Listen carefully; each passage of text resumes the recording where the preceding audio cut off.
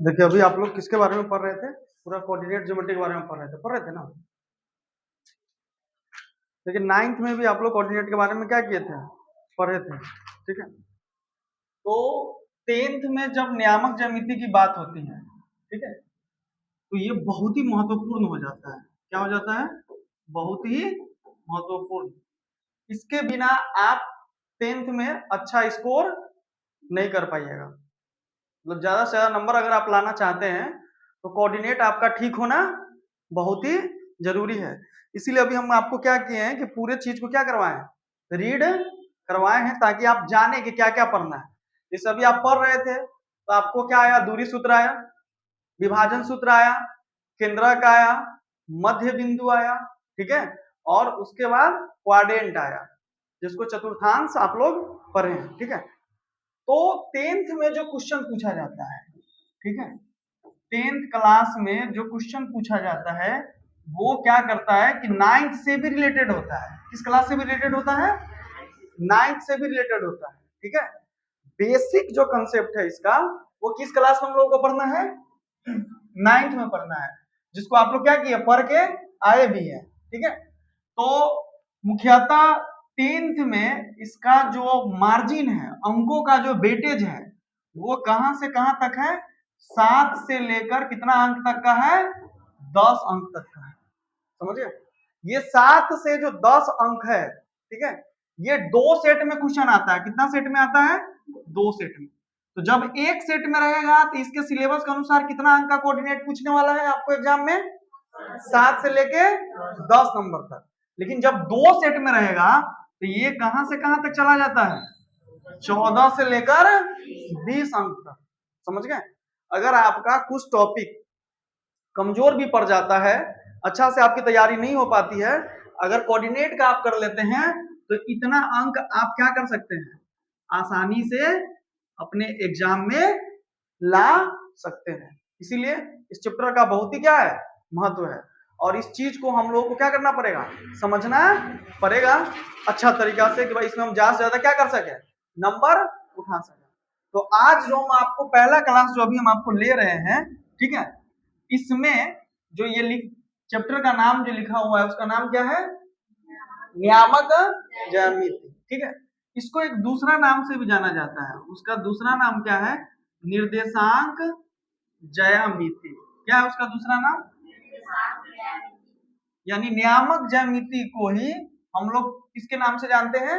निर्देशांक ज्यामिति के नाम से। कोई नियामक ज्यामिति कहे तब, चाहे निर्देशांक ज्यामिति कहे तब, दोनों क्या होता है? सेम ही होता है, ठीक है। इंग्लिश में इसको कहा जाता है कोऑर्डिनेट ज्योमेट्री। देखो ये ऐसे लिखा जाता है, कोऑर्डिनेट ज्योमेट्री, ठीक है। ये एक साथ हो गया पीडीएफ बनाने के क्रम में, ठीक है। और देख लीजिए, क्लास 10th एनसीईआरटी हो या एससीईआरटी हो, बोर्ड परीक्षा में कितना अंक? 7 से 10 अंक पक्के करने के लिए बहुत ही ये चैप्टर क्या है, जरूरी है। तो हम लोग नियामक ज्यामिति को ही किसके नाम से जाना जाता है? निर्देशांक। इसको इंग्लिश में किसके नाम से हम लोग जानते हैं? कोऑर्डिनेट ज्योमेट्री, ठीक है। इतना कंफर्म हो गया, ठीक। ये आपके सिलेबस में बोर्ड एग्जाम में कितना से कितना अंक तक का रहता है? लेकिन बिहार बोर्ड का अपना एक स्टीम है कि वो क्या करता है कि क्वेश्चन को कितने सेट में देता है, जिसमें इसका वेटेज क्या होता है, बढ़ जाता है। वो कितना से कितना अंक तक चला जाता है। इसीलिए चैप्टर को बड़ी ध्यान से बारीकी से समझने की क्या है, जरूरत है। तो चलिए हम लोग शुरू करते हैं आगे। देखिए क्या कहता है। देखो नियामक ज्यामिति के अंतर्गत हम लोग ग्राफ देखिए, आप लोग ये ग्राफ का क्या है, पेज है, ठीक है। तो ये ग्राफ का जो पेज हुआ एक किसका एग्जांपल है? प्लेन का एग्जांपल है। प्लेन समझते हैं? चलाने वाला प्लेन नहीं, प्लेन का मतलब होता है समतल, ठीक है। क्या चीज? समतल। देखिए आगे दिया हुआ है, उसके बारे में हम आपको बताए हैं कि नियामक ज्यामिति जो है वो क्या होता है, ठीक है। तो यह एक समतल में बिंदुओं को निर्देशित करने वाला गणित है। उसके बीच के संबंध, उसके महत्व को बताने वाला ये क्या है, गणित है। अब देखिए इसका परिभाषा क्या है।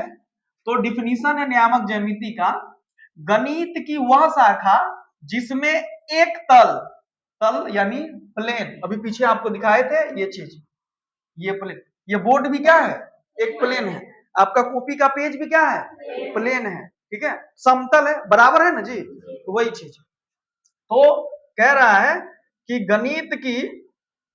गणित की वह शाखा जिसमें एक तल प्लेन में किसी बिंदु की स्थिति का अध्ययन बीज गणित के माध्यम से किया जाता है। तो गणित की ऐसी शाखा को ही कौन चीज कहते हैं हम लोग, निर्देशांक ज्यामिति कहते हैं। कौन सा ज्यामिति कहते हैं जी, निर्देशांक ज्यामिति कहते हैं या नियामक ज्यामिति कहते हैं, ठीक है। और इंग्लिश में कौन सा ज्योमेट्री कहते हैं इसको हम लोग,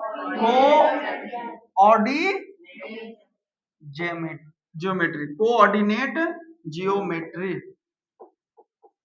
ठीक है। अब देखिए, जब आप इसको जान गए कि गणित की वह शाखा जिसमें एक तल में किसी बिंदु की स्थिति का क्या करते हैं हम लोग, अध्ययन करते हैं, वो भी किसके माध्यम से, तो बीज गणितीय समीकरणों, इक्वेशनों, बीज गणित के माध्यम से। तो गणित की ऐसी शाखा को ही किस ज्यामिति के नाम से जाना जाता है, निर्देशांक ज्यामिति के नाम से जाना जाता है या नियामक ज्यामिति के नाम से जाना जाता है। जब हम इस कोऑर्डिनेट ज्योमेट्री का अध्ययन कर लेते हैं, अच्छा से पढ़ लेते हैं, तो इसका यूज किया जाता है, प्रयोग किया जाता है। भाई इसको पढ़ने से हमको क्या फायदा होगा, हम कहां कहां इसका प्रयोग कर सकते हैं। इसके लिए देखिए, जब आप कोऑर्डिनेट ज्योमेट्री पढ़ लेंगे तो कोऑर्डिनेट ज्योमेट्री का उपयोग फिजिक्स में किया जाता है, भौतिक में किया जाता है, ठीक है। जब उसमें वेक्टर आप पढ़िएगा उस समय इसका उपयोग किया जाता है, तो कोऑर्डिनेट ज्योमेट्री का प्रयोग किया जाता है। उसके बाद इंजीनियरिंग में पुल पुलिया का निर्माण जो सब होता है, इंजीनियरिंग सेक्टर का जो आता है, उसमें किस गणित का यूज किया जाता है, किस गणित की कौन सी शाखा का यूज किया जाता है, निर्देशांक गणित। इसी तरह से समुद्री परिवहन, नेविगेशन में डायरेक्शन बताने के लिए, नॉर्थ साउथ ये सब बताने के लिए किसका उपयोग किया जाता है, कंपास के साथ साथ निर्देशांक ज्यामिति का उपयोग किया जाता है। इसी तरह से भूकंप विज्ञान, सिस्मोलॉजी में भी गणित की किस शाखा का उपयोग किया जाता है, निर्देशांक ज्यामिति का। इसका मतलब है कि निर्देशांक ज्यामिति बहुत ही क्या है, महत्वपूर्ण है। इसको सीखने के बाद हम इस सब सेक्टर में अच्छा से क्या कर सकते हैं, काम कर सकते हैं, समझ गए। तो ये सब किसके कारण हो पाएगा, जब हम निर्देशांक ज्यामिति अच्छा तरीका से जानेंगे तब, ठीक है। चलिए आगे चलते हैं फिर। अब आती है बात कि जब हम लोग निर्देशांक ज्यामिति की इतना चर्चा कर रहे हैं, तो इसको खोजा कौन, इसका जन्मदाता कौन है। तो देखो, निर्देशांक ज्यामिति के जन्मदाता यही व्यक्ति थे, ठीक है। इनका नाम है रेने दकार्त, ठीक है, रेने दकार्त, ठीक है। ये कहां के रहने वाले थे, तो फ्रांस एक कंट्री है, वहीं के ये क्या थे, गणितज्ञ थे, जिन्होंने किस चैप्टर का, गणित के किस शाखा का खोज किया, निर्देशांक ज्यामिति का खोज किया। किसने किया, तो फ्रांसीसी गणितज्ञ रेने दकार्ते ने किया, ठीक है। किया, इनका क्या योगदान रहा, तो बता रहे हैं कि इन्होंने ज्यामिति, ज्योमेट्री और बीज गणित, अलजेब्रा को मिलाकर गणित की इस नई शाखा का क्या किया, जन्म दिया। ज्यामिति और अलजेब्रा दोनों के एक साथ मिक्सअप किया और उसका प्रयोग को, उसके महत्व को एक जगह कंबाइंड किया, तब जाके किसका जन्म हुआ, तो निर्देशांक ज्यामिति जैसे चैप्टर का क्या हुआ, जन्म हुआ। और जिसको आज हम लोग क्या कर रहे हैं, अध्ययन कर रहे हैं, और ये अध्ययन करके हम अपने बोर्ड एग्जाम में 7 से 10 अंक यानी 14 से 20 अंक तक क्या कर सकते हैं, पक्का कर सकते हैं, ठीक है। अब इनका अन्य नाम है, जिसके कारण इस ज्यामिति का अन्य नाम भी दिया गया, दकार्ते के नाम पर ही इसे कार्तीय ज्यामिति भी कहा जाता है। तो हो सकता है कि आपसे क्वेश्चन पूछा जाए कि निर्देशांक ज्यामिति या नियामक ज्यामिति का एक और नाम है, कौन सा ज्यामिति नाम है उसका, कार्तीय ज्यामिति, ठीक है। इसको हम कार्टेशियन ज्योमेट्री भी कहा जाता है। तो अभी हम लोग 2-3 बात मुख्य रूप से पढ़े कि निर्देशांक ज्यामिति का प्रयोग कहाँ होता है, उपयोग कहाँ करता है, उसको सीख लेने के बाद इसके जन्मदाता कौन है, तो रेने देकार्ते, ये कहाँ के रहने वाले थे, तो फ्रांस के रहने वाले थे। नियामक ज्यामिति का ही दूसरा नाम क्या है, कार्तीय ज्यामिति है। ठीक है, इतना समझ में आ रहा है, कोई दिक्कत नहीं ना। चलिए आगे बढ़ते फिर। अब यहां से शुरू होता है मुख्य बात सब, जिसको हम लोगों को ध्यानपूर्वक क्या करना है, समझना है। अब मुख्य बात क्या होता है, तो अभी शुरू में ही हमने आपको बताया कि निर्देशांक ज्यामिति गणित की वैसी शाखा है जो एक तल में, समतल में, प्लेन में बिंदुओं के महत्व का क्या करते हैं, अध्ययन करते हैं। तो भाई प्लेन होता क्या है, तो प्लेन के बारे में आपका कॉपी का पन्ना, ये बोर्ड का सतह, कोई भी चिकनी सतह जो सभी जगह से क्या हो, बराबर हो, उसी को हम लोग क्या कहते हैं, प्लेन कहते हैं, समतल कहते हैं। कोई दिक्कत, इतना बात समझ में आ रहा है ना। तो ये प्लेन समझ गए कि भाई तल होता क्या है। तो देखिए ये क्या कर रहा है, अब इसका गणित के रूप में परिभाषा क्या आता है कि तल क्या है, समतल क्या है, तो कहता है वह समतल सतह जिस पर क्षैतिज और उदग्र रेखाएं क्या की जा सके, खींची जा सके। यानी यह प्लेन है, तो ये क्षैतिज, क्षैतिज, क्षैतिज जो शब्द है वो किस शब्द से बना हुआ है, क्षितिज से बना हुआ है। और क्षितिज का मतलब क्या होता है, धरती, धरती कहने का मतलब पृथ्वी, समझे। तो क्षैतिज के जो समांतर हो, क्षितिज के जो रेखा समांतर हो, उस रेखा को ही कौन सी रेखा हम लोग कहते हैं, क्षैतिज रेखा।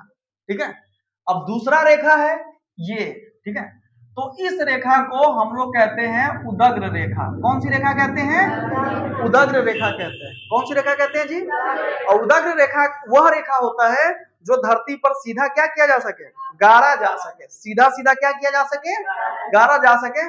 तो इस तरह के रेखा को ही कौन सी रेखा कहते हैं हम लोग, ठीक है। तो देखिए ये तल था, इस तल में एक ऐसी क्षैतिज रेखा हम खींच दिए और एक ऐसा खारा रेखा खींच दिए, ये मेरा कौन सा रेखा हो गया, क्षैतिज रेखा को ही, क्षैतिज ऊपर लिख देते हैं, क्षैतिज रेखा को हम लोग इंग्लिश में कहते हैं हॉरिजॉन्टल लाइन। कौन सी लाइन, हॉरिजॉन्टल लाइन। उदग्र रेखा को इंग्लिश में हम लोग कहते हैं वर्टिकल लाइन। कौन सा रेखा कहते हैं इसको हम लोग, तो क्षैतिज रेखा, उदग्र रेखा समझ में आ गया। क्षैतिज रेखा धरती के क्या होता है, समांतर होता है। उदग्र रेखा धरती पर क्या होता है, लंबा होता है, गाढ़ा टाइप से होता है। ठीक है, तो अब इसको हम लोग अपने भाषा में समझते हैं। ये देखो ऐसा है, तो हम लोग सोते कैसे हैं, ऐसे ही ना, लेटते ऐसे ही ना। तो यानी किसी भी तल में, किसी भी प्लेन में लेटी या सोई हुई रेखा को ही कौन सा रेखा कहते हैं हम लोग, कौन सी रेखा कहते हैं, क्षैतिज। मतलब क्षैतिज रेखा कैसी रेखा होती है, क्षैतिज रेखा कैसी रेखा होती है, सोई हुई रेखा होती है। क्षैतिज रेखा कंफर्म, कोई दिक्कत नहीं ना। चलिए अब उसके बाद हम लोग आते हैं किस रेखा के प्रति, उदग्र रेखा के पास। किस रेखा के पास, तो इसको इंग्लिश में तो हम लोग कहते हैं वर्टिकल लाइन। और ये किसी भी तल में कैसा होता है, खड़ा होता है, लंब के रूप में होता है। तो किसी भी तल में खड़ी रेखा या खड़ा रेखा को ही कौन सा रेखा कहते हैं हम लोग, उदग्र रेखा कहते हैं। कोई दिक्कत, तो क्षैतिज रेखा कौन सी रेखा होती है, और उदग्र रेखा कैसी रेखा होती है, क्षैतिज रेखा को इंग्लिश में क्या कहते हैं, उदग्र रेखा को इंग्लिश में क्या कहते हैं। कोई दिक्कत नहीं ना। इस दोनों रेखा के बिना कोऑर्डिनेट में आगे बढ़ना संभव नहीं है। ठीक है, चलो अब आओ, इस सब का डिफिनीशन है। इस क्षैतिज रेखा जो अभी हमने सीखा है उसको कोऑर्डिनेट में कौन सी अक्ष कहा जाता है, क्षैतिज रेखा को कोऑर्डिनेट ज्योमेट्री में कौन सा अक्ष कहा जाता है। उसी तरह से उदग्र रेखा को कोऑर्डिनेट ज्योमेट्री में कौन सी रेखा कहा जाता है, वाई अक्ष। आप सब्जेक्टिव में क्वेश्चन पूछेगा कि एक्स अक्ष कैसी रेखा होती है, क्षैतिज रेखा, उदग्र रेखा, लंब रेखा, इनमें से कोई नहीं। तो क्या जवाब दीजिएगा आप, क्षैतिज रेखा। इसी तरह से अगर आपसे पूछे कि वाई अक्ष कैसी रेखा होती है तो उदग्र रेखा, कोई दिक्कत नहीं ना। तो ये देखिए उदग्र रेखा को ही हम लोग किसके नाम से जानते हैं, वाई अक्ष। इंग्लिश में इसको वाई एक्सिस कहते हैं। एक्स अक्ष को इंग्लिश में ही क्या कहते हैं, एक्स एक्सिस कहते हैं। कोई दिक्कत। इसका मतलब हुआ कि एक्स अक्ष का निर्माण कैसे होगा, ऐसी रेखा होगा, और वाई अक्ष का निर्माण कैसी रेखा होगी, लंब रेखा, ऐसी रेखा होगी। समझ आ रही बात। तो एक्स अक्ष का सिंबल या एक्स अक्ष इस तरह के रेखा को कहते हैं, और वाई अक्ष इस तरह के रेखा को कहते हैं किसी भी तल में। कोई दिक्कत।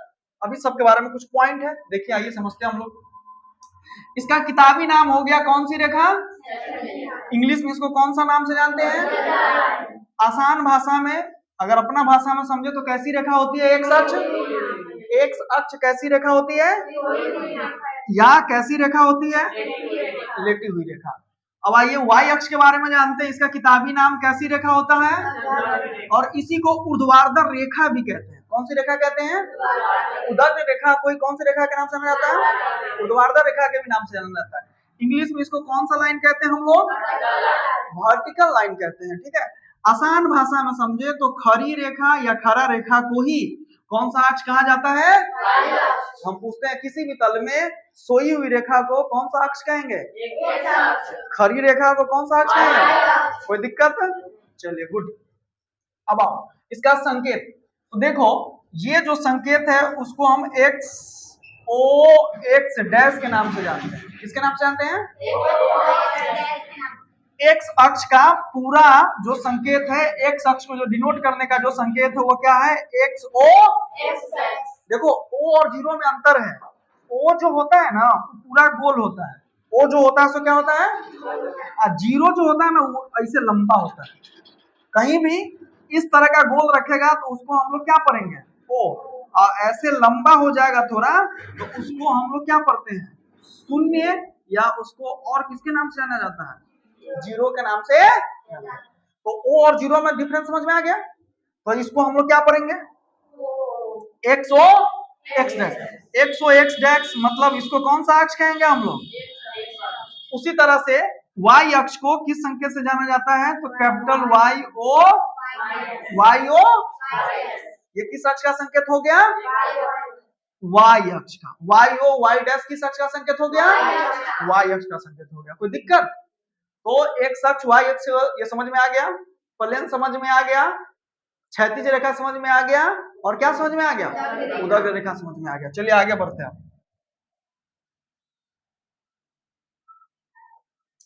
अब जब हम लोग एक्स अक्ष और वाई अक्ष को समझ लिए तो देखिए इस तल में हम एक ऐसा रेखा खींच दिए, इसके दोनों साइड हम क्या लगा दिए, तीर का निशान लगा दिए। ठीक है।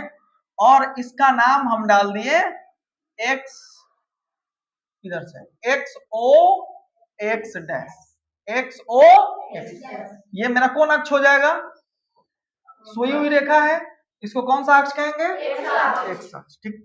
उसी तरह से इस प्लेन में हम ऊपर से एक रेखा ऐसे खींच दिए। ठीक है। इसके दोनों साइड तीर का निशान लगा दिए। दोनों साइड तीर का निशान लगाने का मतलब है कि उसको हम कहां तक बढ़ा सकते हैं, दोनों तरफ अनंत तक बढ़ा सकते हैं। इसका कोई लिमिट नहीं है, बहुत अनंत तक जब बढ़ सकता है। तो ये मेरा कौन सा ऐसा रेखा अगर खींच दिए तो ये मेरा कौन सा अक्ष हो गया। ठीक है। अब देखिए जब एक्स अक्ष और वाई अक्ष को जब हम खींचे तो ये एक दूसरे को यहाँ पे काट रहा है कि नहीं काट रहा है। तो याद रखिएगा किसी भी तल में एक्स अक्ष और वाई अक्ष एक दूसरे को लंबवत, कैसा, लंबवत जिस बिंदु पर काटता है उस बिंदु को किसके नाम से जाना जाता है, मूल बिंदु के नाम से जाना जाता है। इसको इंग्लिश में हम लोग कहते हैं ओरिजिन। क्या कहते हैं, ओरिजिन। इसीलिए मूल बिंदु को किस संकेत से दर्शाया जाता है, क्योंकि इसका नाम है ओरिजिन, इसीलिए किसे इसको सूचित किया जाता है, ओ से सूचित किया जाता है। किससे सूचित किया जाता है, ओ से। किसको, मूल बिंदु को। मूल बिंदु का निर्माण कैसे होता है, तो किसी भी तल में जब एक्स अक्ष और वाई अक्ष एक दूसरे को लंबवत जिस बिंदु पर प्रतिच्छेद करती है उस बिंदु को ही किसके नाम से हम लोग जानते हैं? इसको किस संकेत से सूचित किया जाता है? इसको किस संकेत से सूचित किया जाता है? ओ से। ठीक है। मूल बिंदु उस बिंदु को कहा जाता है जब किसी तल में एक्स अक्ष और वाई अक्ष एक दूसरे को लंबवत जिस बिंदु पर क्या करता है? प्रतिच्छेद करता है या काटता है, वो मूल बिंदु हो गया। तो बस उसी मूल बिंदु का डिफिनीशन हम लोगों को पढ़ना है कि मूल बिंदु क्या होता है। तो मूल बिंदु मतलब इंग्लिश में इसको किस नाम से जानते हैं? अब देखिए कहता है क्या, वह बिंदु जहां क्षैतिज यानी और उदग्र यानी रेखाएं एक दूसरे को लंबवत कहने का मतलब वो अपने चारों साइड कितना कितना डिग्री का कोण बनाता है? 90 डिग्री का कोण बनाता है। लंबवत 90 डिग्री पर काटती है, उस बिंदु को ही कौन सा बिंदु कहते हैं? उस बिंदु को ही कौन सा बिंदु कहते हैं? उस बिंदु को ही कौन सा बिंदु कहते हैं जी? मूल बिंदु समझ में आ गया? अब देखो इसका संकेत क्या है, यानी मूल बिंदु को किससे सूचित किया जाता है? अब आइए, अब मूल बिंदु का एक नियामक आपको दे दिया है, कोऑर्डिनेट्स उसका दे दिया है। तो मूल बिंदु का संकेत होता है क्या चीज? ओ, पूरा गोल। ये 0 0 होता है। क्या होता है? ओ 0 0 या सीधा 0 0 भी लिख देगा। ये किसका नियामक हो गया? मूल बिंदु का। हम नियामक के बारे में भी आपसे चर्चा करेंगे, यहाँ पे आया थोड़ा बताना इसलिए बता रहे हैं कि मूल बिंदु का संकेत क्या होता है? ओ, और मूल बिंदु का नियामक क्या होता है? 0 0। ओ पूरा गोल होगा और 0 थोड़ा क्या होगा? लंबा। इसको ओ 0 0 ऐसे भी लिख सकता है या डायरेक्ट खाली छोटी कोष्ठ के अंदर क्या लिख देगा? 0 0 लिख देगा। ठीक है। इसका मतलब हुआ कि मूल बिंदु वह बिंदु है जो किसी तल में क्षैतिज रेखा और उदग्र रेखा लंबवत एक दूसरे को जिस बिंदु पर काटता है उस बिंदु को ही किसके नाम से हम लोग जानते हैं? संकेत इसका क्या होता है? ओ। संकेत पूछ रहे हैं ओ। और नियामक क्या होता है? 0 0 होता है। नियामक क्या होता है? कोई दिक्कत? तो उधर एक्स अक्ष वाई अक्ष भी समझ गए, और क्या आप समझ गए? मूल बिंदु भी समझ। देखिए जिस तरह से मूल बिंदु को हम लोग इंग्लिश में क्या कहते हैं? ओरिजिन। उसी तरह से एक्स अक्ष को इंग्लिश में कहा जाता है एब्सिसा। क्या कहा जाता है? एब्सिसा। और वाई अक्ष को इंग्लिश में क्या कहा जाता है? तो ordinate. ORIDINAT। Ordinate. ORDINAT। Ordinate. किसको? वाई अक्ष। भुज को क्या कहते हैं हम लोग? एब्सिसा कहते हैं। भुज को क्या कहते हैं? और वाई अक्ष को क्या कहते हैं? ऑर्डिनेट। देखो अभी मेरे जुबान से एक शब्द निकला है कि एक्स अक्ष को क्या कहते हैं? भुज कहते हैं, और वाई अक्ष को क्या कहते हैं? कोटि कहते हैं। ठीक है। अब इसको समझिए, इंग्लिश में इसको एब्सिसा कहते हैं और हिंदी में एक्स अक्ष का दूसरा नाम क्या है? एक्स अक्ष का दूसरा नाम क्या है? इंग्लिश में इसको क्या कहते हैं? एब्सिसा। और इसका दूसरा नाम, एक्स अक्ष का दूसरा नाम क्या है? भुज। उसी तरह से वाई अक्ष का दूसरा नाम क्या है? कोटि। वाई अक्ष का दूसरा नाम क्या है? एक्स अक्ष का दूसरा नाम क्या है? वाई अक्ष का दूसरा नाम क्या है? एक्स अक्ष का दूसरा नाम क्या है? वाई अक्ष का दूसरा नाम क्या है? कोई दिक्कत? इतना समझ में आ रहा है? मूल बिंदु का संकेत क्या होता है? इसका नियामक क्या होता है? 0 0 होता है। कोई दिक्कत? चलिए आगे बढ़ते हैं।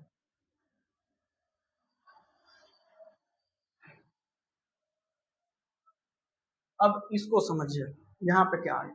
अभी हम आपको पढ़ा रहे थे कि मूल बिंदु जो होता है, कौन सा बिंदु? मूल बिंदु जो होता है उसको हम लोग किसी से रिप्रेजेंट करते हैं? इसका नियामक होता है 0 0। मूल बिंदु का नियामक हो गया। अब हम अभी आपको चर्चा कर रहे थे कि नियामक ज्यामिति कहते किसको है।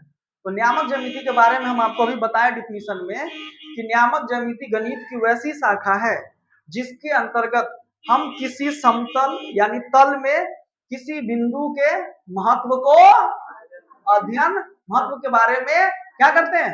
अध्ययन करते हैं। तो चलिए वो बिंदु, मान लीजिए एक बिंदु हम क्या ले लिए? P। यह एक तल है ना, इस तल में हम एक बिंदु क्या ले लिए? P। अब किसी भी समतल में कोई भी बिंदु होगा, ठीक है, उसका दो नियामक होगा, एक पहला एक मान दिया होगा और एक दूसरा मान दिया होगा, ठीक है।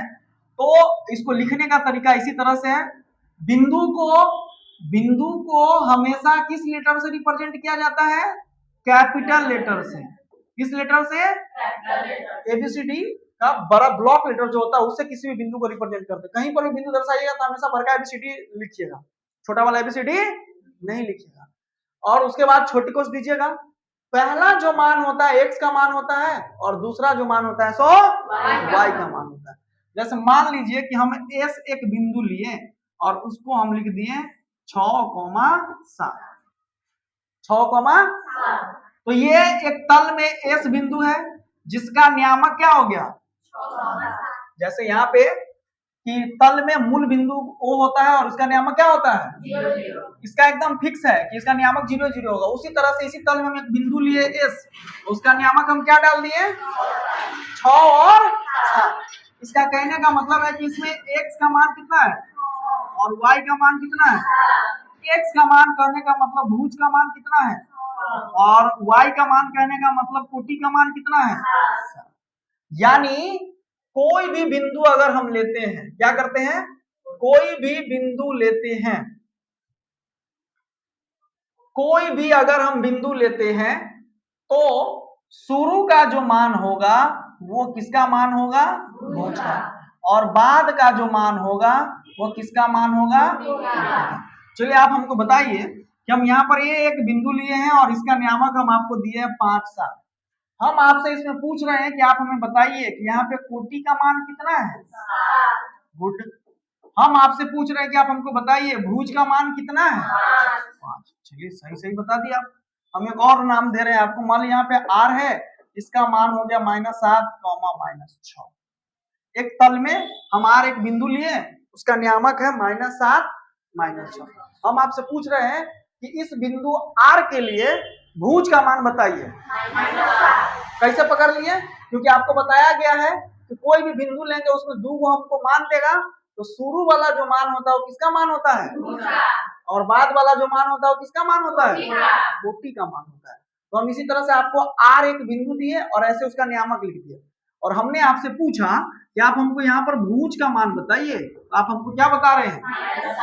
हमने आपसे पूछा कि यहाँ पे आप हमको कोटि का मान बताइए, आप क्या बताइए, कोई दिक्कत। चलिए एक और हम आपसे क्वेश्चन पूछ रहे हैं, उसको आप बताइएगा। मान लीजिए कि यहाँ पर हम एक बी बिंदु लिए, उसका नियामक दे दिए 72.76/74, -74.76/72, ऐसा हम नियामक दे दिए। हम आपसे पूछ रहे हैं कि इस बिंदु बी के नियामक को देखकर आप हमको बताइए कि यहाँ पे कोटि का मान क्या है। हाँ, सिर्फ इतने नहीं बोलिएगा 74.76/72 नहीं, चिन्ह के साथ आपको बोलना है -74.76/72। अगर हम आपसे पूछे कि यहाँ पे आप हमको बताइए भुज का मान क्या होगा, हाँ 72 यहाँ पे प्लस बोलने की जरूरत है, जब माइनस रहेगा तो माइनस बोलना है, लेकिन प्लस बोलने की जरूरत नहीं है। समझ आई बात, इसीलिए हम इस तरह से लिखे। अब कुछ भी दे देगा आप बता सकते हैं, तो अब इसको एक्सप्लेन कर रहा है, इस बिंदु को एग्जांपल दे रहा है, इस तरह इस दोनों बिंदु के बारे में समझा रहा है कि पहला मान x का होता है, x नियामक का, ये किसका मान होता है, x नियामक कहने का मतलब ये किसका मान होता है, इसे भुज एब्सिसा क्या कहते हैं, एब्सिसा कहते हैं। किसी भी बिंदु में जो शुरू का मान होगा वो किसका मान होगा, भुज का। इसी तरह से ये दूसरा सेकेंड वाला जो मान होता है, दूसरा मान जो होता है वो किसका मान होता है, यानी y नियामक का मान होता है। किस नियामक का मान होता है, इसे हम लोग क्या कहते हैं, इंग्लिश में इसको क्या कहते हैं, ये ऑर्डिनेट का मान होता है। अब हम इंग्लिश में आपसे पूछते हैं, बताइए यहाँ पे एब्सिसा का मान, अगर हम मान लीजिए कि t एक बिंदु दिए और -6,5 लिख दिए, हम आपसे पूछ रहे हैं एब्सिसा का मान बताइए, हम आपसे पूछ रहे हैं ऑर्डिनेट का मान बताइए, हम आपसे पूछ रहे हैं कोटि का मान बताइए, हम आपसे पूछ रहे हैं भुज का मान बताइए, हम आपसे पूछ रहे हैं y का मान बताइए, y का मान बताइए, y का मान पूछ रहे हैं तो कितना है, 5 है। हम आपसे पूछ रहे हैं x का मान बताइए, कोई दिक्कत नहीं ना। समझ में आ रही है बात? किसी भी बिंदु को देखकर एक्स और वाई हम क्लियर कर लेंगे, एब्सिसा ऑर्डिनेट क्लियर कर लेंगे, भुज और सब क्या है, एक एक्स बनेगा और एक क्या बनेगा, बाकी कोई विशेष है क्या इसमें? चलिए ठीक, नहीं विशेष है तो अच्छी बात है। यहाँ पे कुछ दिया है, कहता है कि किसी भी बिंदु का नियामक एक्स वाई उस तल में उसकी सटीक किसको बताता है, स्थिति को, मतलब किसको बताता है, उसका एड्रेस को, किसको बताता है? मानिए ना कि आपका घर, क्या चीज, हम आपके घर टाइप पहुंच जाएंगे तो हम समझ जाएंगे ना कि ये भाई ये फलनमा का घर है कि नहीं। उसी तरह से क्या कर रहा है कि किसी भी बिंदु का नियामक एक्स वाई जो उसका मान होता है उस तल में उसकी सटीक किसको बताता है, स्थिति को, एड्रेस को बताता है। किसको बताता है? एड्रेस को बताता है। चलिए इतना समझ में आ गया। अब आगे चलिए, अब इसके आगे चलते हैं हम लोग। अब है कि एक्स अक्ष से दूरी और वाई अक्ष से दूरी, बड़ी इंपॉर्टेंट है, एग्जाम में फंसाता है और बच्चा भी इसमें क्या होता है, फंस जाता है। हम अभी आपको बताए हैं कि एक्स अक्ष का दूसरा नाम क्या होता है, भुज। वाई अक्ष का दूसरा नाम क्या होता है, एक्स अक्ष को इंग्लिश में क्या कहते हैं, वाई अक्ष को इंग्लिश में क्या कहते हैं। एक्स अक्ष कैसी रेखा होती है, क्षैतिज रेखा होती है। वाई अक्ष कैसी रेखा होती है, ये दोनों चीज आपको हमने क्या किया है, बता दिया है। अब यहाँ से एक उल्टा चीज पूछने जा रहा है, एक्स अक्ष से दूरी और किससे दूरी, वाई अक्ष से दूरी।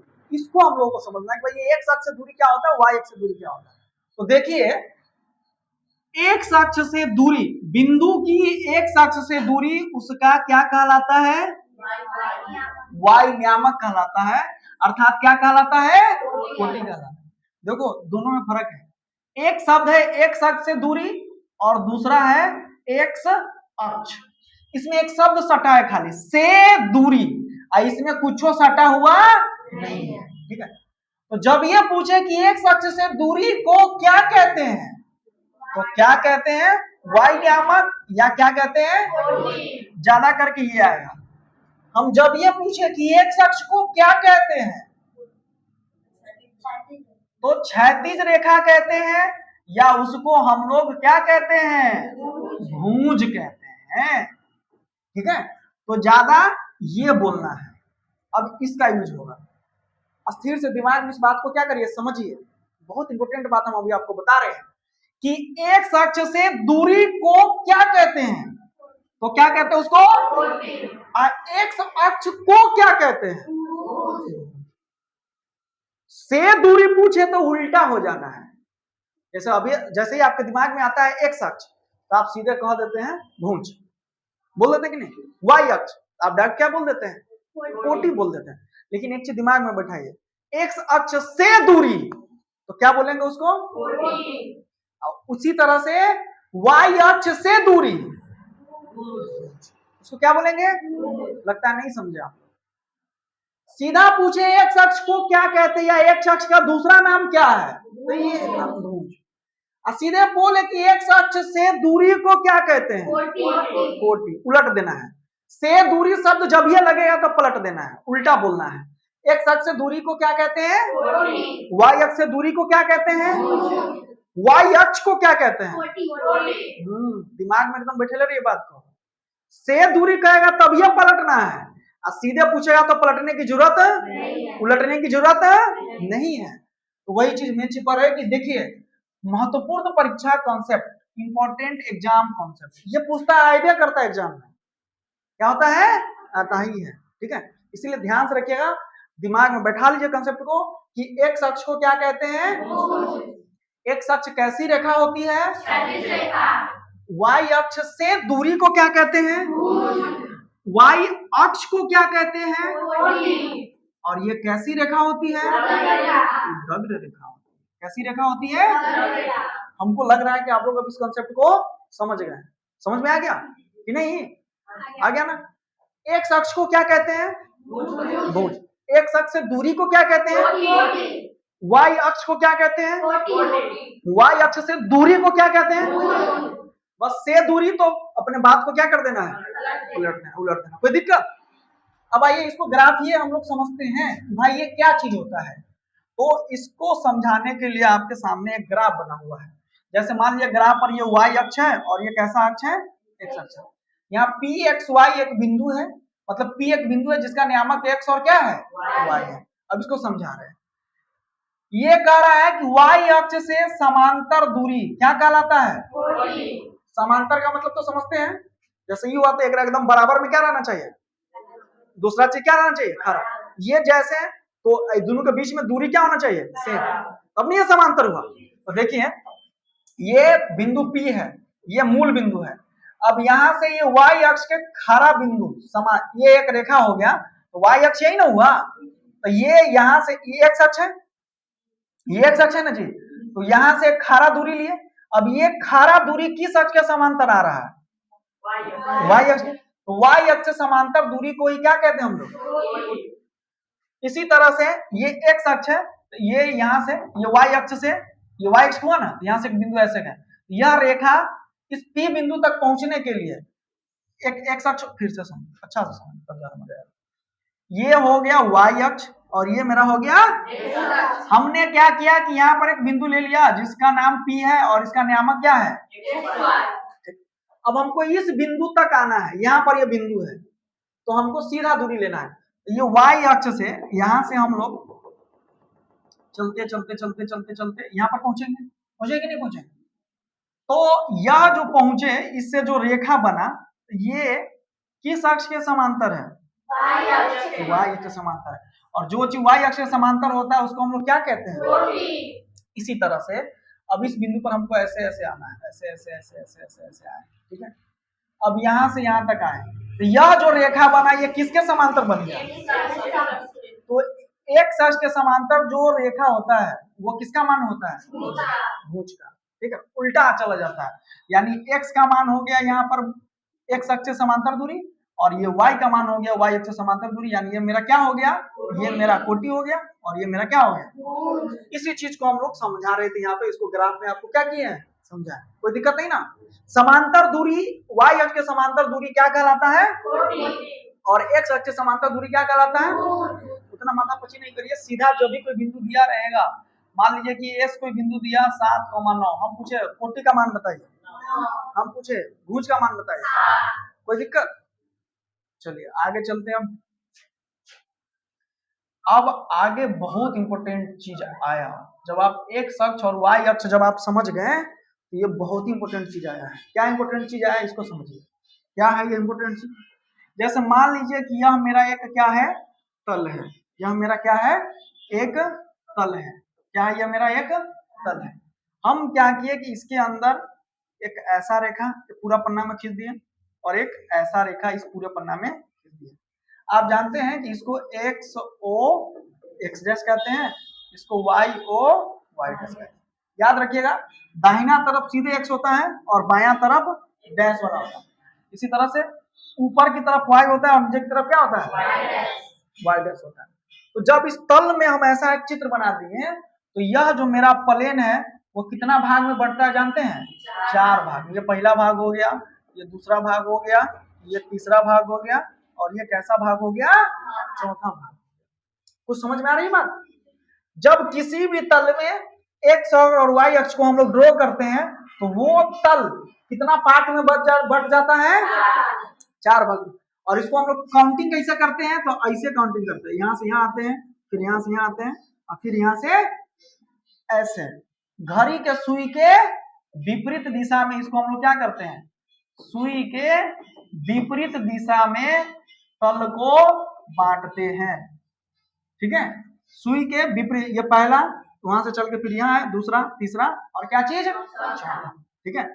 अब ये जो 4 भाग में जो बनता है, इसी सब में से प्रत्येक भाग को ही हिंदी के पहला शब्द है चतुर्थांश, चतुर्थांश कहते हैं या नहीं तो क्या कहते हैं, पार्ट। इंग्लिश में इसको कहा जाता है क्वाड्रेंट। क्या कहा जाता है इसको, क्वाड्रेंट कहा जाता है। क्या कहा जाता है, इसका मतलब हुआ यह फर्स्ट यानी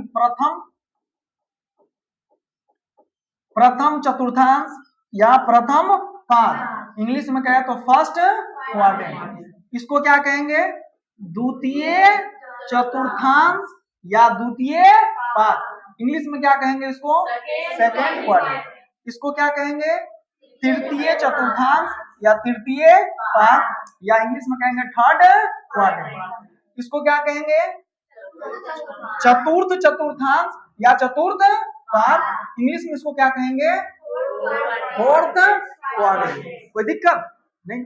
हमेशा चतुर्थांश का निर्माण कैसे करते हैं? तो घड़ी के सुई के विपरीत दिशा में करते हैं। कैसे करते हैं जी? घड़ी के सुई के विपरीत दिशा में करते हैं।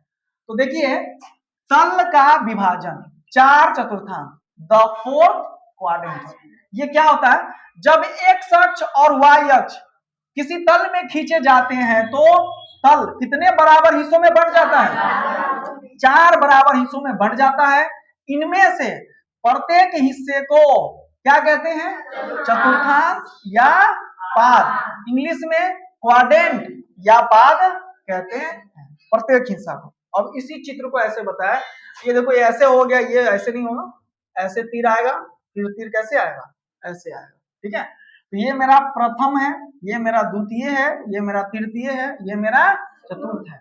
ये प्रथम पाद या चतुर्थांश है, ये द्वितीय चतुर्थांश या पाद है, ये तृतीय चतुर्थांश या पाद है, ये चतुर्थ चतुर्थांश या पाद है। तो जब किसी तल में एक्स अक्ष और वाई अक्ष एक दूसरे को लंबवत काटता है तो वो उससे उसका किसका निर्माण होता है जी? चतुर्थांश का निर्माण होता है या पाद का निर्माण होता है। कोई दिक्कत? इतना समझ में आ गया? चलो, चतुर्थांश जब समझ में आ गया तो अब हम लोगों को आगे इसका नियामक चिन्ह जानना है। तो उसको नियामक चिन्ह जानने से पहले आप थोड़ा एक बात को ध्यान से समझिएगा।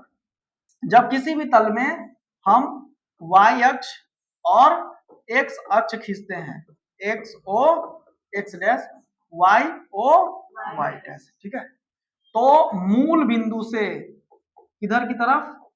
दाईं ओर। ये मूल बिंदु से किधर हो गया? दाईं ओर। और ये मूल बिंदु से किधर हो गया? बाईं। ठीक है, और ये मूल बिंदु से क्या हो गया? मूल बिंदु से ऊपर की, और ये मूल बिंदु से किधर हो गया? नीचे की ओर। एक्स अक्ष और वाई अक्ष जाता है। मेन बॉर्डर कौन है? मूल बिंदु।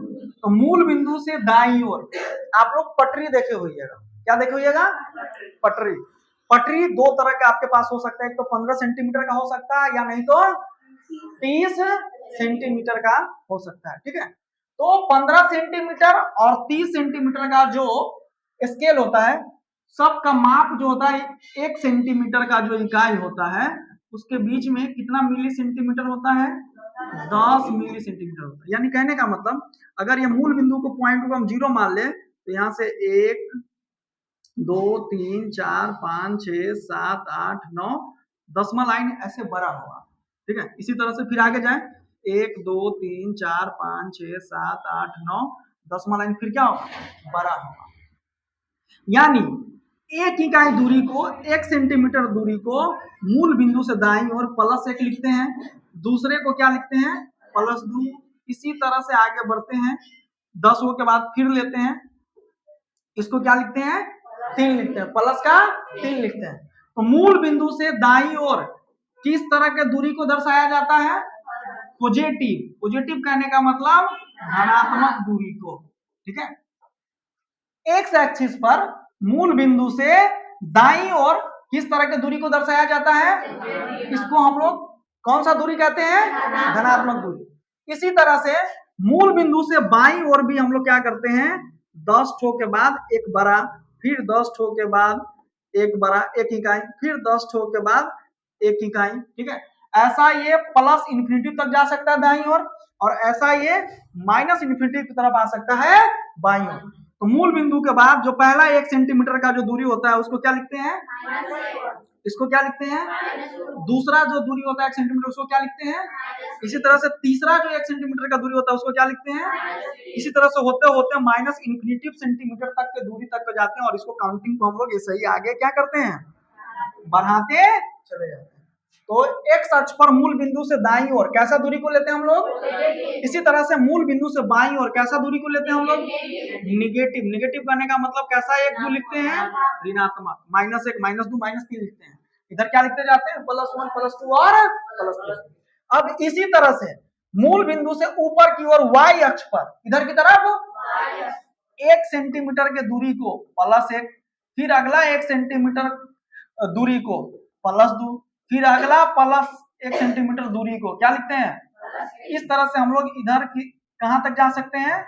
+∞ तक ऊपर की ओर भी बढ़ सकते हैं। इसी तरह से मूल बिंदु के नीचे की ओर पहला 1 सेंटीमीटर दूरी को -1, दूसरा 1 सेंटीमीटर दूरी को क्या लिखते हैं? -2, तीसरा 1 सेंटीमीटर दूरी को क्या लिखते हैं? इस तरह से हम लोग कहां तक जा सकते हैं? -∞। तो यहां से एक रिजल्ट निकला, क्या निकला कि मूल बिंदु के दाईं ओर कैसा दूरी लेते हैं हम लोग? ठीक है। मूल बिंदु से बाईं ओर कैसा दूरी लेते हैं हम लोग? ऋणात्मक दूरी लेते हैं। मूल बिंदु से ऊपर की ओर कैसा दूरी लेते हैं हम लोग? धनात्मक दूरी लेते हैं। मूल बिंदु से नीचे की ओर कैसा दूरी लेते हैं हम लोग? ऋणात्मक दूरी लेते हैं। कुछ समझ में आई बात? हाँ, कोई दिक्कत नहीं ना? ये धनात्मक दूरी कहां तक जाता है? ये ऋणात्मक दूरी कहां तक जाता है? ये और फिर ये। तो ये दूरी समझ में आ गया? किधर पॉजिटिव लेंगे किधर निगेटिव लेंगे? सो कोई दिक्कत नहीं ना? इतना स्पष्ट है? तो आगे बढ़ते हैं। फिर देखिए, इसको मिटावे।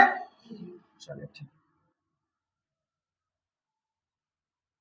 अब वही चीज आपके सामने आ गया। ये हमने आपको बताया कि इसको एक्स ओ और क्या लिखते हैं? X S. इसको क्या लिखते हैं? Y O. जब किसी तल में एक्स अक्ष और वाई अक्ष खींचा जाता है तो तल कितने भाग में बंटता है? टोटल 4 भाग में बंटता है। ठीक है। अब ये 4 भाग में जब बंटता है तो इसमें कुछ बात है, उस बात को बड़ी गौर से समझिएगा तो आपका 3 से 5 नंबर ऐसे ही क्या हो जाएगा? क्लियर हो जाएगा। ठीक है। अब वो क्या बात समझना है, पहले इसको समझिए। देखिए, हमने आपको बताया है कि मूल बिंदु से इधर की तरफ कैसा दूरी लेते हैं हम लोग? धनात्मक दूरी लेते हैं। ठीक है। कैसा दूरी लेते हैं? धनात्मक दूरी लेते हैं। ठीक है। मूल बिंदु से बाईं ओर कैसा दूरी लेते हैं?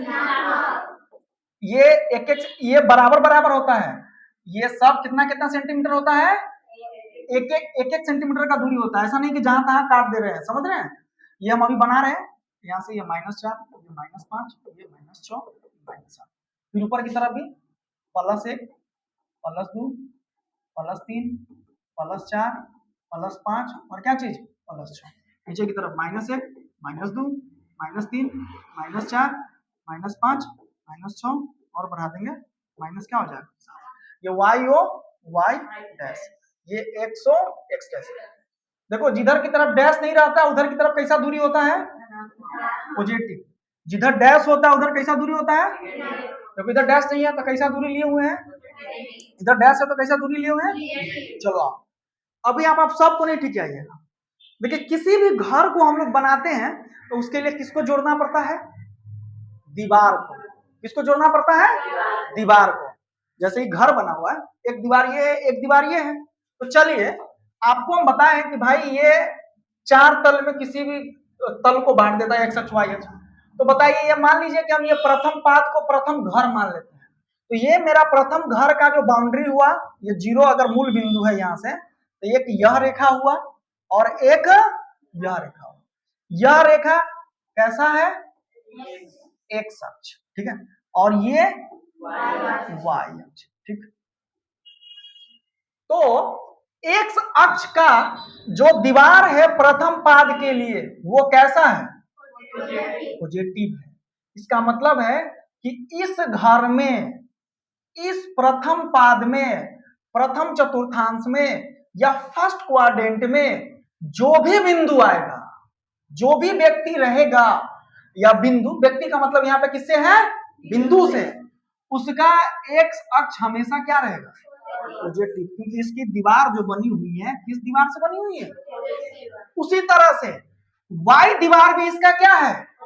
इसका मतलब है कि इस प्रथम पाद में जो भी बिंदु आएगा उसका वाई नियामक भी क्या रहेगा? पॉजिटिव। अब यह क्या पॉजिटिव हम आपको बता रहे, इसको समझिए। आपको बिंदु 4 प्रकार का देगा। कितने प्रकार का देगा? कैसा कैसा देगा? जैसे मान लीजिए कि पहला बिंदु मान लीजिए कि हम ऐसे कर दिए, उसका नियामक दे दिए 5, 6।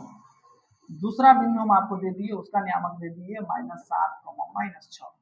तीसरा बिंदु में आपको दे दिया -5, 7। चौथा बिंदु में आपको दे दिया -7, 2। चिन्ह के हिसाब से खेलना होगा, ठीक है। वो खेला क्या हो गया, पहला बिंदु में 5, 6 है, तो अगर हम आपसे पूछे कि बताइए 5 का चिन्ह क्या है, 6 का चिन्ह क्या है, इसका मतलब है तो पहला टाइप का जो बिंदु आएगा उसमें दोनों का चिन्ह कैसा रहेगा, प्लस। दिमाग में बैठा लीजिए। दूसरका में देखिए हम पूछेंगे 7 का चिन्ह क्या है, 6 का चिन्ह क्या है, दोनों का चिन्ह क्या आ गया। इसका मतलब है कि दूसरा टाइप का जो बिंदु देगा उसमें दोनों का चिन्ह क्या रहेगा, माइनस माइनस रहेगा। एक का चिन्ह क्या रहेगा, प्लस प्लस रहेगा। अब देखो तीसरा टाइप का बिंदु क्या देगा कि पहिलका का क्या आ गया, दूसरका का क्या आ गया, यानी एक का माइनस और दूसरा का क्या दे दिया, प्लस। चौथा टाइप देगा पहिलका का, दोनों सेम में लिखा गया था, इसको प्लस में लीजिएगा, यानी इसको चलिए नहीं से लिखते। चौथा लीजिए 7, क्या हो गया, इसमें पहिलका का चिन्ह क्या हो गया, दूसरका का चिन्ह क्या हो गया, माइनस हो गया। पहिलका का चिन्ह क्या हो गया, दूसरका का चिन्ह क्या हो गया, यानी प्लस और माइनस चिन्ह वाला दे रहे हैं। मतलब आप समझिए हम क्या प्लस माइनस कर रहे हैं आपके साथ, प्लस माइनस हम आपके साथ ये कर रहे हैं कि होगा पहिलका टाइप का जो बिंदु देगा उसमें x का भी चिन्ह क्या रहेगा और y का भी चिन्ह क्या रहेगा। दूसरका टाइप का जो बिंदु देगा उसमें पहिलका का भी x का भी चिन्ह क्या निकलेगा और y का भी चिन्ह क्या निकलेगा, ये दूसरका टाइप हो गया। तीसरका टाइप जो देगा उसमें x का चिन्ह क्या रहेगा और y का चिन्ह क्या रहेगा। चौथा टाइप का जो देगा उसमें x का चिन्ह क्या रहेगा और y का चिन्ह क्या रहेगा। यही 4 टाइप का बिंदु आपको देगा हमेशा, जिसमें कभी दोनों प्लस रहेगा, कभी दोनों माइनस रहेगा। x प्लस रहेगा तो y माइनस रहेगा, y माइनस रहेगा तो, यानी कहने का मतलब है कि भुज का भी मान प्लस में रहेगा और कोटि का भी मान क्या चीज में रहेगा, ये पहला टाइप में। दूसरा टाइप में भुज भी माइनस में रहेगा और कोटि भी क्या रहेगा, माइनस में रहेगा। तीसरा टाइप में भुज कैसा रहेगा, प्लस में, और कोटि कैसा हो जाएगा, माइनस में। चौथा टाइप में भुज कैसा रहेगा और कोटि कैसा हो जाएगा।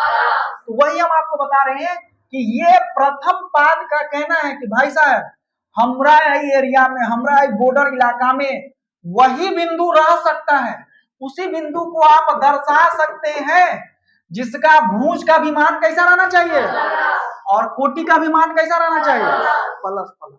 यानी अब यहां से प्रथम पाद फेमस हो गया कि भाई हमारा नियामक चिन्ह क्या रहेगा, प्लस प्लस, यानी मेरा भुज भी प्लस रहेगा और मेरा कोटि भी क्या रहेगा, प्लस रहेगा। कौन बोल रहा है, प्रथम पाद। और ये कह रहा है कि भाई हम अपना घर में जो हमारा दोनों दीवार प्लस प्लस वाला दीवार से जो मेरा घर बना हुआ है उस घर में वही बिंदु आएगा जिसका x नियामक भी प्लस रहना चाहिए और y नियामक भी क्या रहना चाहिए, जिसका भुज भी प्लस रहना चाहिए और कोटि भी क्या रहना चाहिए, प्लस रहना चाहिए। ठीक है, तो वो किस पाद में स्थित होगा, वो बिंदु प्रथम पाद में। इस प्रकार से प्रथम पाद का नियामक चिन्ह क्या आ गया, तो कहा भाई तो 4 भाई है, तो ये बोला दूसरा भाई द्वितीय पाद बोला कि अच्छा तुम अपना आदमी को ठीक कर लिया कि तोरा में कौन कौन आएगा, दोनों प्लस वाला लेगा, चलो ठीक है। तो अभी तो नया जमाना आ गया है, कोई आदमी कपड़ा उपड़ा पहनता है तो कुछ ना कुछ क्या पूरा का पूरा कॉपी कर लीजिएगा, तो आदमी आपको क्या कहे, देखिए ना हमरे देख के ये कैसे कर लेगा, ऐसा के खरीद ले। कहा भाई ओकरा से हमको आगे जाना है, तो द्वितीय पाद नया दिमाग लगा, ये क्या बोला कि देखो भाई मेरा जो बॉर्डर है ये वाला लाइन का घर, ये वाला दीवार है, तो भाई ये वाला दीवार मेरा कैसा है, निगेटिव, और ये वाला दीवार है मेरे घर को बनाने के लिए द्वितीय पाद का पूरा एरिया में एक निगेटिव दीवार लगता है और एक कैसा दीवार लगता है। तो यहाँ से अपना नियामक चिन्ह क्या बना लिया जानते हैं, ये कहता है कि मेरा भुज का चिन्ह कैसा होना चाहिए और मेरा कोटि का चिन्ह कैसा होना चाहिए, प्लस होना चाहिए। अर्थात द्वितीय पाद का नियामक चिन्ह क्या आ गया, माइनस प्लस। प्रथम पाद का नियामक चिन्ह क्या था, द्वितीय पाद का नियामक चिन्ह क्या आ गया, माइनस प्लस। ठीक है, तो आपसे पूछेगा कि आप हमको बताइए एक बिंदु है इसका नियामक है -7, 6, यह किस पाद में है, कैसे पता कर लिए,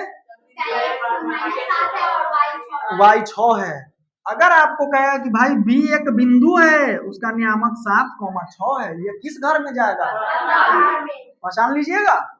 चलिए, अब पहला दूसरा के काम करते हुए देखा तो तीसरा के अंदर भी वो बात आया कि भाई ये दोनों तो बाजी मार दिया, अब हम क्या करें? तो कहा चलो ठीक है, तू प्लस ले लिया दोनों आदमी, तुम माइनस प्लस ले लिया, तो हम क्या करते हैं कि हम भाई भुजो माइनस में लेंगे और कोटि भी कैसा लेंगे, क्योंकि इसका भुज का एक्स अक्ष भी कैसा दीवार से बना हुआ है और वाई अक्ष भी कैसा दीवार से बना हुआ है, और यही पूरा एरिया कौन पाद कहलाता है।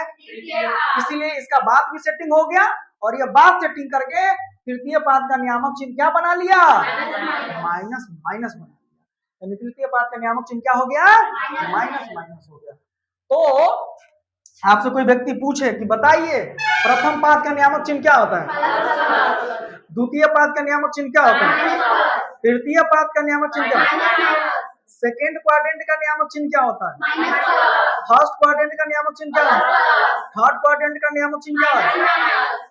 चलिए गुड, आपसे पूछेगा कि द्वितीय पाद का भुज का चिन्ह क्या होता है, गुड। तृतीय पाद का कोटि का चिन्ह क्या होता है, प्रथम पाद का भुज का मान चिन्ह क्या होता है, पहचान में आ गया। अब चौथा लगा छटपटान है, वाह भाई वाह, हम बाबूजी के संपत्ति में 4 भाई बराबर बराबर बांटे, ये अपना है वो गोटी सेट कर लिया, ये अपना है वो गोटी सेट कर लिया, ये अलगे वो गोटी सेट कर लिया है, तो हम क्या सबसे पीछे रहेंगे?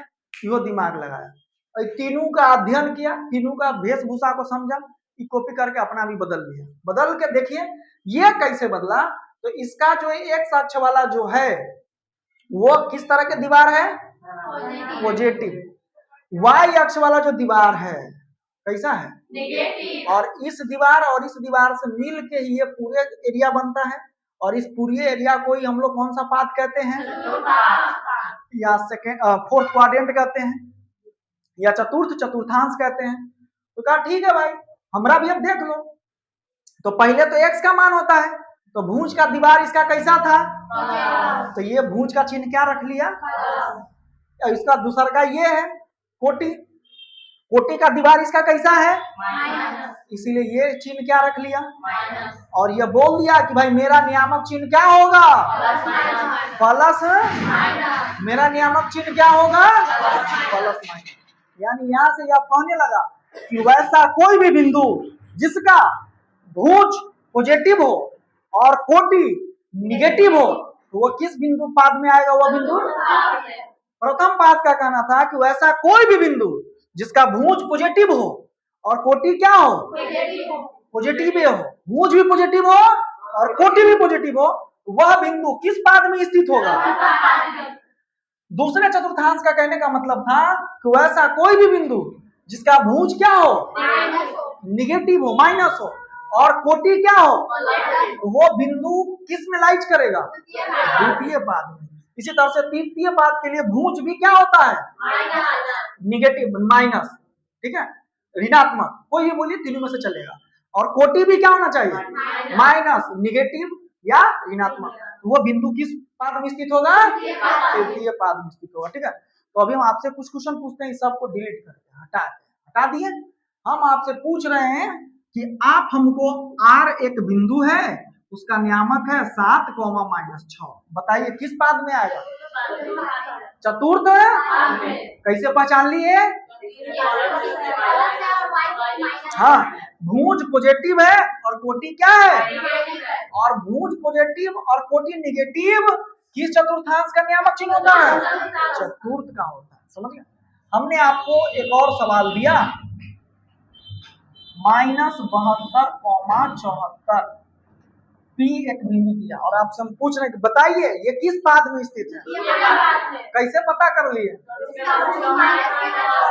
हाँ, भुज इसका निगेटिव है, माइनस है, और कोटि का जो चिन्ह है वो क्या है, और द्वितीय पाद का हमको याद है कि निगेटिव चिन्ह क्या होता है, इसीलिए ये बिंदु P जो है सो किस पाद में स्थित होगा, द्वितीय पाद में स्थित होगा। एक और क्वेश्चन आपसे पूछते हैं, बताइए जेड एक बिंदु है, इसका नियामक है 9,6। बताइए ये किस पाद में है? कैसे आप कह रहे हैं कि प्रथम पाद में है? हाँ, भुज का मान पॉजिटिव है और कोटि का मान भी क्या है, इसीलिए ये किस पाद में आएगा? कोई दिक्कत समझ में आ रही बात? चलो एक लास्ट है, उसको ही पूछ ही लेते हैं, क्यों कहिए कि नहीं पूछे हैं। मान लीजिए कि y एक बिंदु है और उसका जो नियामक है -72.74/76। दूसरा है -76.74/72। अब बताइए ये किस में आएगा? क्यों तृतीय में आएगा? ठीक है, अगर हम आपको कहें कि बताइए ये किस पाद में आएगा? गुड, पाद में चिन्ह देखते हैं, और जब ये दोनों 0 0 आ गया मतलब आप कहिए कि भाई ये क्या है? हाँ, इसको भी किसी पाद में नहीं घुसा दीजिएगा, ये क्या है? मूल बिंदु है। अब बाकी जो आएगा उस सब का चिन्ह ठिकाएंगे और तब उसके हिसाब से उसको उस चतुर्थांश में क्या कराएंगे? प्रवेश दिलाएंगे, बताएंगे। लेकिन जब ये दे दे ओ 0,0, ये किसी भी चतुर्थांश में नहीं जाएगा, ये किसका नियामक होता है? मूल बिंदु का नियामक होता है। ठीक है, इसको छोड़कर दुनिया के 72.76/74 कुछ आ जाए और चिन्ह ठिकियावेंगे, अब फट से क्या करेंगे? उसको उस पाद में बताएंगे। समझ में आ गया? तो फिर फंसा लेते हैं आपको। देखिए हम आपको कर दिए, आप बताइए किस पर है? कैसे y अक्ष पर है?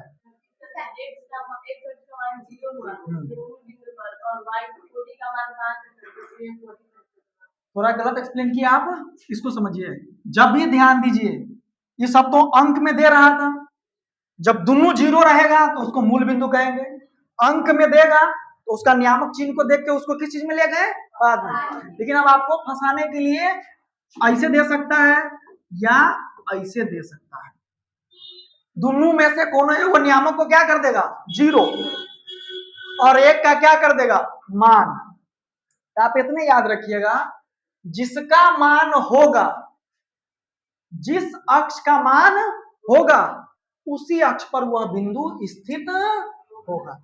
अब जैसे मान लीजिए हम आपको ए बिंदु 0,5 दिए, अब इसमें x का मान क्या है? 0, और y का मान क्या है? 5। इसका मतलब है y का मान है 0 का मतलब कुछ नहीं, 0 हो गया मतलब वो एक अक्ष क्या हो गया? समाप्त, वो अक्ष क्या हो गया? खत्म। तो भाई यहाँ पे सिर्फ y का मान है, इसका मतलब है कि a जो बिंदु है वो किस अक्ष पर होगा? किस अक्ष पर होगा? y अक्ष पर होगा। किस अक्ष पर होगा? अब हम मान लीजिए b बिंदु दिए 7,0, बताइए ये किधर होगा? क्यों x अक्ष पर होगा? हाँ, क्योंकि y का मान इसका क्या दिया हुआ है? जिस अक्ष का मान 0, समझ आइए वो अक्ष खत्म, जे बच जाएगा, जे प्रमाण आएगा वहीं पर वो बिंदु क्या हो जाएगा? स्थित हो जाएगा। वहीं पर वो बिंदु क्या हो जाएगा? स्थित हो जाएगा। अगर हम आपको दें कि हम करें b एक बिंदु है, इसका है 72.74/76 और इसका मान है 0। अब बताइए b बिंदु किधर स्थित होगा? क्यों? क्योंकि y का मान इसका क्या हो गया? चलिए एक और में आ जाइए आप लोग। हम आपको दे दिए c एक बिंदु है, हम इसको कर दिए 0 और इसको कर दिए 72.76/74। आई में माइनसो लगा दिए, क्या लगा दिए? माइनस भी लगा दिए। तो बताइए क्विज किधर होगा? ये y अक्ष पर सीधे कहिए, डैश बोलने की जरूरत नहीं है। आप माइनस से नहीं घबराइए, आप सीधे पकड़िए कि भाई 0 किसको कर रहा है, और जेकर मान दे रहा माइनस में दे चाहे प्लस में, सीधा 0 मान रहेगा उसी अक्ष पर वो बिंदु क्या हो जाता है? स्थित हो जाता है। या 0 -72.76, यहाँ पर एक अक्ष क्या कर दिया? 0। किसका मान रिप्रेजेंट कर रहा है ये? इसका मतलब है कि सी बिंदु किस अक्ष पर स्थित होगा? दोनों नियामक 0 0 रहेगा तो वो क्या कहलाएगा? कुछ अंक में मान दिया रहेगा तो किसके हिसाब से डिसाइड करेंगे? उसके x अक्ष और y अक्ष के चिन्ह के हिसाब से डिसाइड करेंगे कि भाई ये किस पाद में जा रहा है। कोई दिक्कत? इतना समझ में आ गया? तो चलिए लग रहा है कि आज का क्लास अब हमारा खत्म हो जाएगा। देखो उसी चीज को हम समझा रहे थे अभी अभी आपको जो समझाएं सो आर का मान क्या दे दिया। अब बताइए आर बिंदु किस अक्ष पर होगा, है ना, एक अक्ष पर ये बिंदु बना दिया हुआ, ठीक है। एस का मान दे दिया 0.7, बताइए किस अक्ष पर हो गया, वाई अक्ष पर हो गया। देखिए क्या कहता है कि एक अक्ष पर स्थित बिंदु इसका वाई नियामक यानी कोटि हमेशा क्या होगा, जब यह कोटि या वाई का मान शून्य हुआ मतलब वो किस अक्ष पर आ गया, व्यापक रूप इसका क्या होता है, x0। आपसे पूछा हुआ एग्जाम में क्वेश्चन कि कोई बिंदु x अक्ष पर है तो उसका नियामक क्या होगा, ठीक है। ऑप्शन 1 में दे दिया x,0, ऑप्शन 2 में दे दिया 0,0, ऑप्शन 3 में दे दिया 0,y, ऑप्शन 4 में दे दिया इनमें से कोई नहीं। तो कौन सा ऑप्शन होगा, ये वाला होगा x,0। वही लिख रहा है कि इसका व्यापक रूप क्या होता है, क्योंकि x अक्ष पर होगा तो उसका y नियामक का ऑलरेडी क्या हो जाएगा, शून्य हो जाएगा, 0 हो जाएगा, ठीक है। इतने पर कहानी खत्म।